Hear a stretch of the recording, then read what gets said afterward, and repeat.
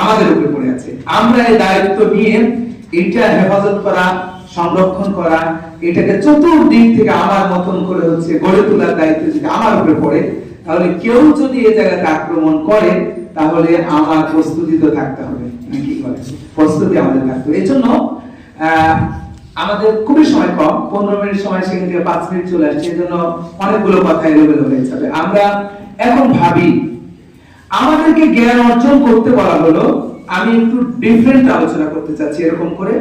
আলহাকুমুত তাকাসুর, এই ওয়াজ আমরা তো বহু জায়গাতে করেছি নাকি, মেম্বারে বসে, ওয়াজে বসে চমৎকার করেছি। আজকে আপনাদের প্রতি আমার দায়িত্ব দেব সূরা জুমার 9 নম্বর আয়াত এবং 10 নম্বর আয়াত। সে জায়গাতে আল্লাহ বলছেন কি যে যখন আযানের সময় হয় তখন বেচা বিক্রি বন্ধ করে কি করো, দৌড়ে নামাজে আসো। এটা পর্যন্ত আমরা থাকি। আবার বলা হচ্ছে যখন নামাজ শেষ হয়ে যায় তখন কোন জায়গাতে, ফান্তাশিরু ফিল আরদ, জমিনে ছড়িয়ে পড়ে যাও।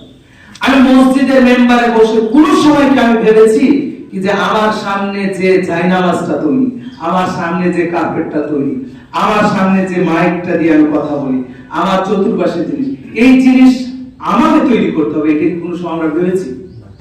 ভাবতে হবে আমরা তৈরি করবো এগুলো করে।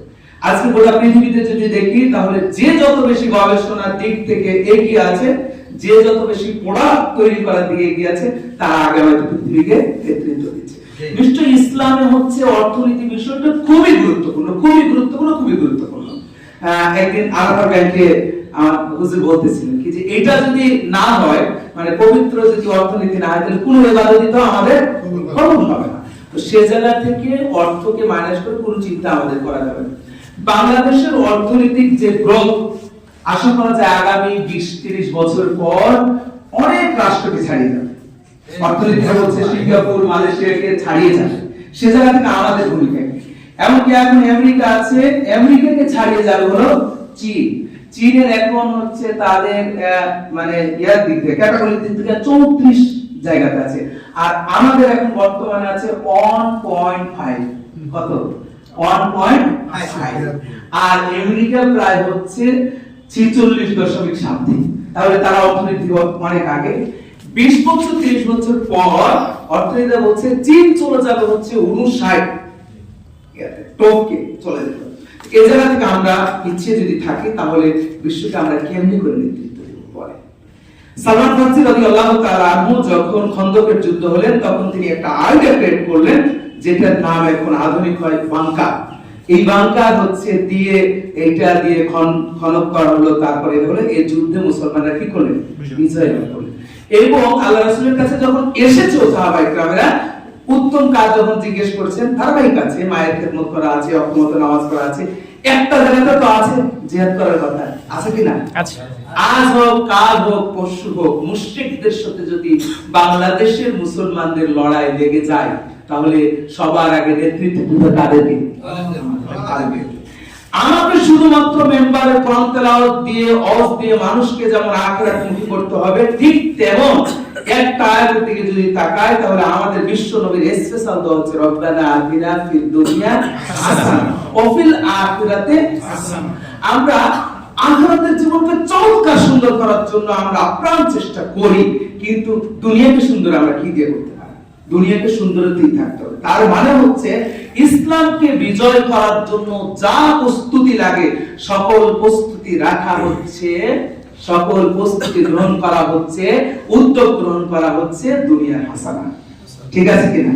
কারণ হচ্ছে কি যে আপনার অনেক সম্পদ যদি হয়, এই সম্পদ যদি আপনাকে আখিরাতে জাহান্নামে নিয়ে যায় তাহলে এটা দুনিয়ার হাসানা হতে পারে না। তাহলে দুনিয়ার হাসানা হলো ইসলামকে বিজয় করার জন্য যা কিছু দুনিয়ার করা লাগবে সকল কিছু করা হচ্ছে দুনিয়ার জন্য হাসানা। তাহলে এই ব্যাপারে আমাদেরকে প্রস্তুতি রাখতে হবে। এবং আমি চাই কি যে আমরা আমাদের জায়গা থেকে আলেম যারা আছি আমরা ঝাঁপিয়ে পড়ি নিজেদেরকে প্রস্তুত। যখন সালাউদ্দিন আইয়ুবী বিজয় অর্জন করলেন তখন ইমাম নিয়োগের জন্য 7টা পয়েন্ট ক্যাটাগরি করেছিলেন। সে জায়গাতে সর্বশেষ তিনি বলেছিলেন ফিজিক্স, কেমিস্ট্রি, বায়োলজি, টেকনোলজি সবকিছু জানতে হবে। এবং তিনি বলেছিলেন কি যে যুদ্ধ পরিচালনার জন্য শেষ সময়তে বলেছিলেন হচ্ছে যেটাকে এখন হচ্ছে জলকামান, তারপর হচ্ছে বুলডোজার যেগুলো উড়িয়ে দিচ্ছে, এগুলো চালানোর জন্য। এবং সে জায়গাতে তিনি বলেছিলেন প্লেন, যুদ্ধ বিমান চালাতে হবে। এখন আমরা যারা ইমাম আছি বাংলাদেশে, যুদ্ধ বিমান চালাতে পারি এরকম ইমাম যদি না থাকে, তাহলে আমরা কিভাবে করে ওয়ারাসাতুল আম্বিয়া হতে পারি? আত্মসমালোচনা, পর্যালোচনা। যুদ্ধ লাগলে তো নেতৃত্ব আমাকে দিতে হবে, ঠিক, এই দেশকে বাঁচাতে তো আমাকে দিতে হবে। আমি জানি না যুদ্ধ বিমান সব এই আলোচনা উৎপত্তি থেকে আসতে হবে। যুবকদেরকে মুজাহিদ করে তৈরি করতে হবে। যুবকরা যদি মুজাহিদ ভাবে তৈরি হয়, তাহলে আমার এই দেশে, আমার এই 56,000 বর্গ মাইলের মুসলিম অধ্যুষিত দেশে কোন সকল চোখ তোলার সাহস পাবে না ইনশাআল্লাহ। এই দায়িত্ব আমরা আলেমরা নিতে চাই। আমরা যদি না নেই, তাহলে আমার সন্তান, আপনার সন্তান, আমার মেয়ে, আপনার মেয়েকে সকলেরা খামচে খামচে খাবে। আমি মসজিদে বসে সর্বোচ্চ দোয়া করব, একটা পর্যায়ে আমাকে কান্নাকাটি করার সুযোগ তারা দেবে না। এই সুযোগ আমরা হারাতে চাই না। অধিকার আমাদের। এজন্য আসুন যারা আলেম আছে তাদেরকে সর্বশেষ কথাটা বলতে চাই কি যে একটা জিনিসের দায়িত্ব আমাদেরকে এই মুহূর্তে নিতে হবে, সেটা হচ্ছে ঐক্য। কোন কথা, কোন আলোচনা, কোন ফতোয়া বা কোনো কিছু দিয়ে আমাদের মধ্যে যেন ঐক্যটা নষ্ট না হয়ে যায়। আমরা ঐক্যের জন্য আপ্রাণ চেষ্টা করি এবং ডিভাইডেড রুল প্রয়োগ করে তারা শাসন করতে চায় আমাদেরকে। এটা হচ্ছে আমেরিকার সিক্রেট ওয়ার, তাদের একটা থিওরি আছে। সেটা হলো 1914 সালে তারা হচ্ছে ফ্রান্সে বসে তারা এটা করেছিল দ্বিতীয় বিশ্বযুদ্ধের পরে। এই রুলস তারা আবিষ্কার করে গোটা পৃথিবীর মুসলমানদেরকে তারা শাসন করতে চায়। এটা আমরা যারা আলেম আছি আমাদেরকে একটু খামচে ধরতে হবে। এবং চাঁপাইনবাবগঞ্জ যে আলেমেরা গোটা বাংলাদেশের একটা নজির স্থাপন করবে। আমরা যারা এখানে আছি, আমরা সকল আলেমকে ঐক্যবদ্ধভাবে ইসলামের পতাকাকে উঠানোর জন্য, ইসলামকে রক্ষার জন্য, একমাত্র দ্বীনের কাজকে প্রতিষ্ঠিত করার জন্য সব আলেমদেরকে নিয়ে গোটা বাংলাদেশের জন্য, গোটা দুনিয়ার জন্য একটা ঐতিহাসিক ভূমিকা পালন করতে চাচ্ছি। আমরা পারবো ইনশাআল্লাহ। ইনশাআল্লাহ। সর্বশেষ আপনাদেরকে দাওয়াত দিচ্ছি হচ্ছে আজহারি হুজুর আসতেছে আগামী 22, এটা তো দাওয়াত হয়েছে।